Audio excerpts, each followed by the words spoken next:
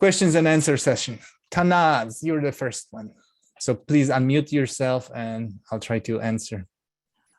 Yes, Marek, I did your United Ribs course, but unfortunately I couldn't do it live. My question to you is your logo, which has the spinal rotation. All these rotations I do as part of my regular calisthenics every day, even the one lying down, the foot to one side, the torso to the other. But I have heard Feldenkrais teachers caution us about doing too much of that, including bending down to touch our toes. You know how we articulate every vertebrae going down and up. Is that good or bad?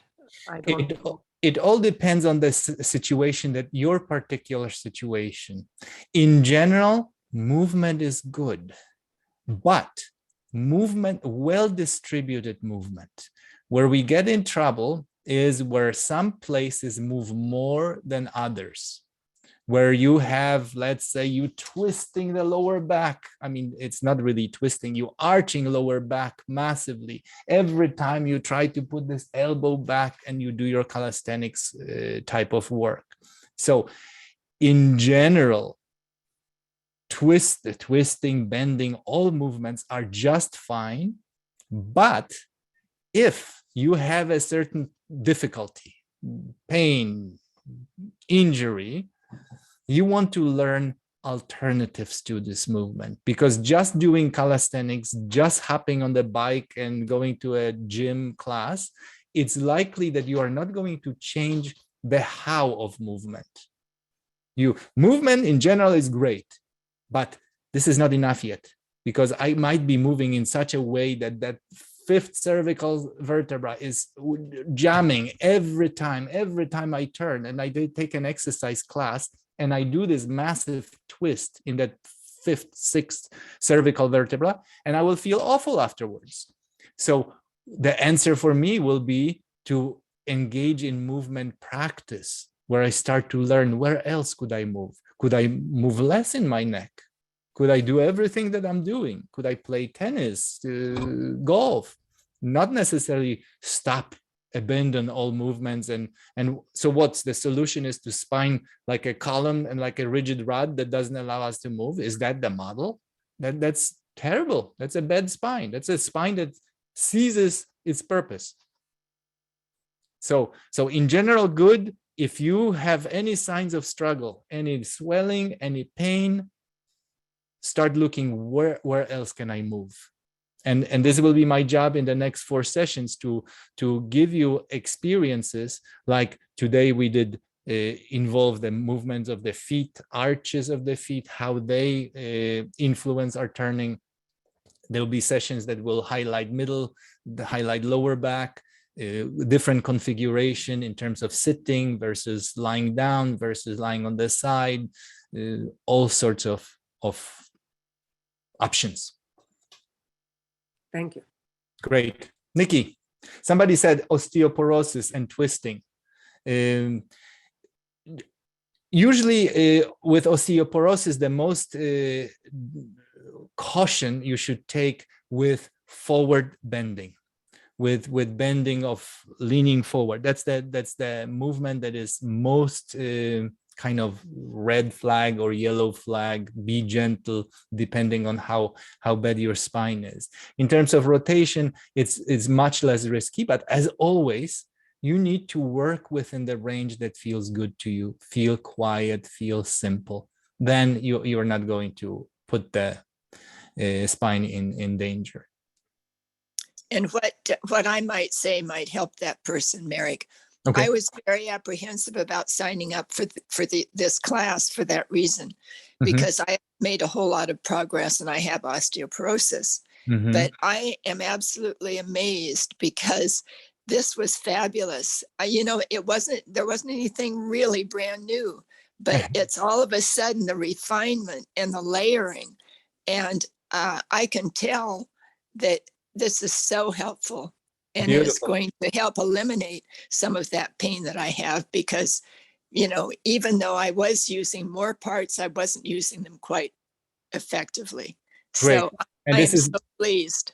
Thank you, Nikki. This is never-ending process. It's like, just like I said with music, it's just those 12 notes. So in some way, it's nothing new. You've done this lesson. If you study Feldenkrais, it's such a basic lesson, the edges of the feet.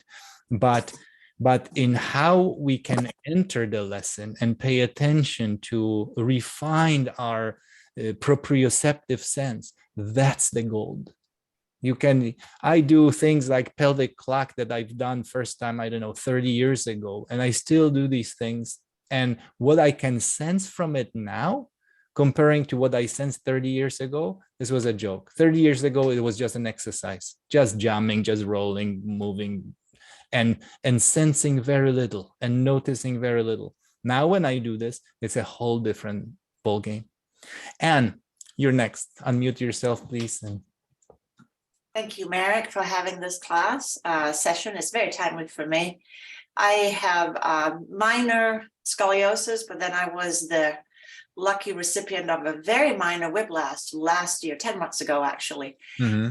So I am slowly getting really locked up. I can recreate movement, but it's like there's a trauma reflex that keeps popping back in. And so, and what you talked about today, that counter or that resistance, I would like just how long does this take to heal a whiplash? And also, it's just things that I should not do and things that are really good. Yeah. That's the essence of our work, the cultivating, abandoning the goal of trying to reach somewhere, because so often we operate from feeling not good enough. My turning is not good enough. I don't play sport well enough. I don't do whatever, not enough. And therefore I'm trying to match some kind of external goal that is self-imposed. In this process, you want to, as much as possible, to let go of it. It's not, if you feel lacking here, don't try to mobilize your neck, because so often that's the mechanism of muscle spasm. Muscle spasm is great for us. It protects us from harming ourselves.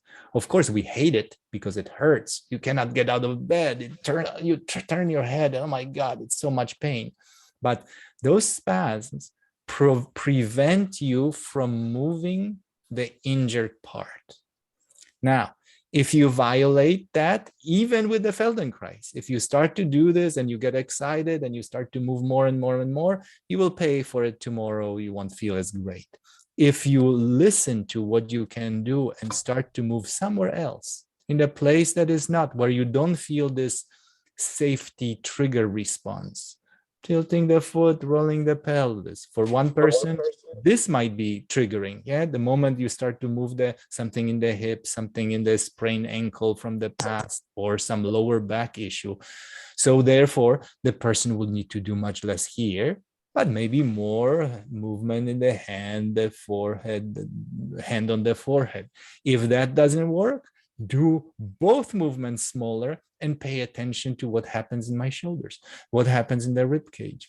Start from places that you already can do movements without fear, without safety, and how will you know if you're not safe? You start to hold your breath. The moment you get to a point and stops and I held my breath, if I keep pushing, I already passed it. That's a recipe for me not feeling so great. But if I feel about here, so the next time I'm going to do just that. We will do work with our eyes. So many different possibilities will include that you will have enough of tools to how to work with yourself. But that sense of safety, from sequence to sequence, you want to come back to a place where you feel, that's nice. I feel a little bit better. I breathe a little bit easier. I'm lying a little flatter. The moment you do something and you feel more like on stilts, that's your sign. That's your sign that you want to learn to read. Even if you don't have pain, but your breath is held, you're lying less flat than 5 minutes ago. That means you moved a little bit too hard. Your nervous system started to kick in with those protective responses. Thank you Anne for the question. I bet a lot of people will benefit from that. Thank you. Lila, you're next. Yeah, you can hear me, yeah? It's okay? You hear Yeah, me? I can hear you. I can hear you. This is like a continuation of, we did the whole thing with the ribs before, but I would say that I was not able, because of issues I have on my left side, I was not really able to feel the complete rib cage mobile and clear. And voila, today, after a while, after the lesson, oh my God, the whole rib cage is clear, especially the upper ribs that I was struggling to have clarity. The ones that go under the armpits. And now all of a sudden, everything is there and is mobile, but it wasn't before. Fantastic. For those of you who just clarify, Lila was talking about the workshop that we had, United Ribs, and we were talking about 4 sections of the rib cage. The first top 2 ribs, then the lower ribs from rib number 3 to number 6, then the lower ribs, and finally thoracolumbar junction. That United Ribs workshop was breaking down to movement in these various segments. And today, what you're seeing, even though we didn't specifically work on that, through the feet, through the rolling of the head, you're starting to open up and you're starting to get new sensations. Fantastic. Thank you. Yeah, thank you, Marek. Paulita from Queens. Yes. Hi, Marek. Welcome. Haven't seen you in a while. This actual lesson, I remember this was one of the first lessons I took like 7 years ago. And I never felt it the way I felt it today, though, because I can sense myself better, thank heaven, that I really sense just a little bit of the inner lifting. I mean, that went all the way up to my head pretty quickly, and I found, because right now I have some issues with the neck on the right-hand side because of, it was a Feldenkrais lesson that I tried to achieve too much on, that I ended up causing vertigo for myself. So I'm working on it. But the other thing I found is that using the hand on the forehead, that is, I know what you're saying, but it's so difficult for both of my shoulders to do that. And then therefore I would say right away change it. So maybe instead in a classic model you have this position, but if that is not comfortable for the shoulder, maybe hand like this, straight down, maybe on the bridge of the nose. Really, it doesn't matter that it doesn't have to be palm. It could be fingers pinching your nose. It could be suggesting from the ear. This is just one of many vehicles of how to get in touch the freedom of movement. And how? These are just points of entry. It's really what's so important, that you're learning that inner state of movement, rather than will you achieve it only if you have the hand in this position or the other position. What if you have vertigo and you cannot even turn your head a little bit? Well, then you should keep your head still, move your eyes maybe a little right, and then let go and do the edges of the feet with combination with the eyes. If this is still bringing vertigo, don't do anything with the eyes. Focus on your feet, knees, pelvis, do portion of this lesson and wait until vertigo passes. And this is the skill.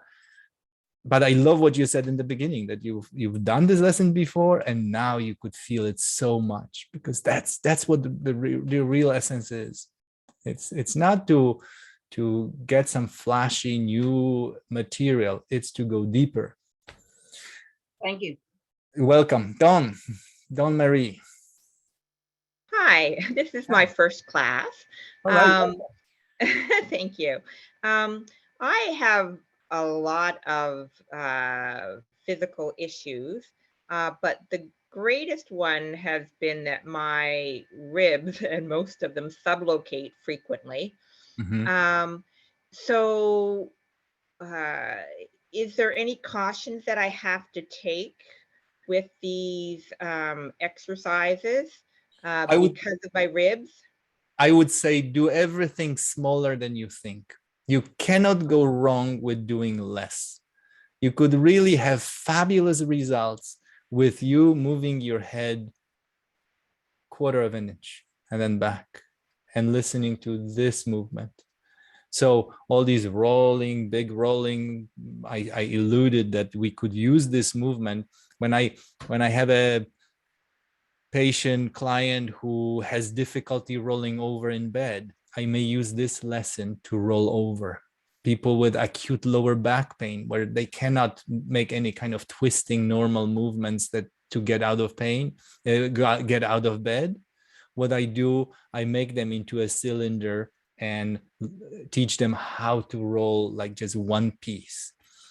If that's pushing your rib cage, pushing ribs into the floor that makes it uncomfortable for you, do less, too small, a shift of millimeter or two, go back and repeat this lesson over the week. If you have time to do this portions every day. And then gradually, I believe you will have no trouble with the subluxing ribs. Subluxing ribs means that there is so much movement in that one place. What we want to do is redistribute it again. How else could I move so my ribs don't sublux? Thank you, Don. Thank you. Anya, you're next. Yes, this is a question of a side thing. When we put our arms up above our head and we were doing the rainbow movement of the head, the rest of my body was doing side bending instead of turning. Is that expected? This is why I put it in that lesson. Yeah, to good side bending. Good. The bell thing. The position was to create position in such a way that predominant movement will be lateral bending, including your hip. Including the head. So that was the point. The head wasn't really turning. It was doing side bending. So that's why side bending with the roll. Exactly. Exactly. Okay. Because I was curious. I said, this is not turning. Okay. Lovely. Thank you. Yeah. Great. And to be clear, this is pure rotation when I have axis and the head spins. Anytime your head is on the pad, the head will travel, it will move, and therefore axis changes. So it's not true perfect spin, it's roll. But with that position of a bell, it would create even more of side bending. Thank you for detecting it. Lovely. All right, P with a ballet shoe. Okay, hi. My name is Peter. I'm actually using my wife's account. Okay, Peter. I've done Feldenkrais classes before. And the reason I'm doing this class today is because I have an issue in my lower back where I have a displaced vertebra, vertically displaced vertebra, and it's causing some impingement. And I have mainly problems bending forward and back. And at some point in the movement, I nearly always experience pain when going from forward to backward. And I'm wondering, with Feldenkrais, even if I have a physical impingement, is it possible to learn to do a movement without pain, even though I have this physical displacement in my vertebrae? Absolutely, yes. Absolutely, yes, Peter. The displacement, is it spondylolisthesis or? No, I've seen it on an X-ray. I think it's L4 and L5. The gap between L4 and L5 is big, and the gap between L4 and L3 is small. And I don't know why it happened. So the spacing between the vertebrae where the discs are different. But is there also like a drawer like displacement of one vertebra relatively to the other? It's called anterolisthesis or posterolisthesis. Yes, I believe the lower vertebrae is actually or the upper vertebrae is displaced a little bit forward as well. Forward. That's anterior. Yeah, and I always feel like sciatica pain, but it only extends into my glutes. It doesn't really extend, but mostly in the lower back. And anytime I go from forward to back or back to forward, in that middle part, I always feel pain. And I like to run. I ski. Ironically, skiing seems to help. But because you're in bent position with a spondylolisthesis, with anterolisthesis, the movement to watch for is arching. You don't want. I just finished working with somebody, a teenager who is a kendo, Japanese weapons fencer, Yeah. and he fractured his spine being pushed backward into a huge arch, and he just came back from a doctor where they could not see any fracture anymore on the films. It healed completely. And part of our work was first to exclude arching of the back from his menu of movements, for him to learn how not to go into the thing that could irritate. And then when we got the green light where his condition healed, we are starting to re-educate how to do it safely.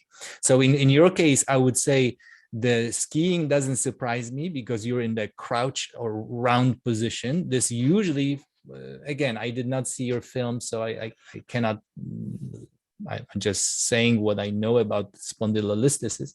The flexion will be okay, but arching or returning from flexion, if you do too much flexion and then you need to straighten out, you might feel zinger of pain. So for you, I think that the big learning will be how to learn not to arch that segment that is so vulnerable and redistribute arching higher up.